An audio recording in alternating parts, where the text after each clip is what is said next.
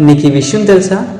ఎంత ప్రార్థన చేసినా, ఎంత గొప్పగా జీవించినా, ఎంత గొప్పగా ఉపదేశించినా, ఎన్ని గొప్ప ప్రసంగాలు చేసినా, ప్రతిరోజు చర్చి మానకుండా వెళ్ళినా, ప్రతిరోజు ప్రార్థన చేయడం మానకపోయినా, నువ్వు మనిషిని మనిషిగా ప్రేమించలేకపోతే, నువ్వు ప్రేమ లేనివాడవైతే నువ్వు వ్యర్థుడివి, నీ భక్తి వేస్ట్, నీ లైఫ్ వేస్ట్ అని దేవుడు మాట్లాడుతున్నాడు.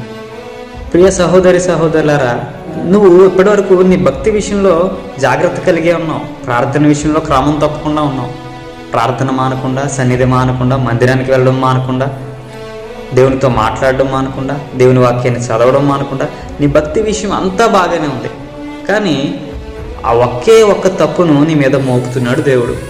నువ్వు ముందున్నట్టుగా లేవు, నీ ప్రేమ సరిగా లేదు, నీ క్రియ మారిపోయింది, నీ ఆలోచన సరిగా లేదు అంటూ దేవుడు నిన్ను హెచ్చరిస్తున్నాడు.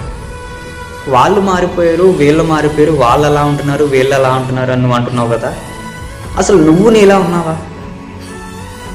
నువ్వు నీలా ఉండి అప్పుడు ఎదుటివారి మీద తప్పు మోపు. నీ విషయంలో నీ తప్పును నువ్వు సరి చేసుకుని ఆ తరువాత ఎదుటివారిని హెచ్చరించడానికి నువ్వు చూడు.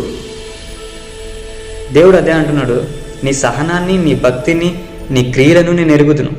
కానీ నువ్వు మొదట ఉండిన స్థితి నీలో లేదు. నువ్వు సరి చేసుకో, సరి చేసుకుంటే సరే, లేదంటే జాగ్రత్త అని దేవుడు హెచ్చరిస్తున్నాడు.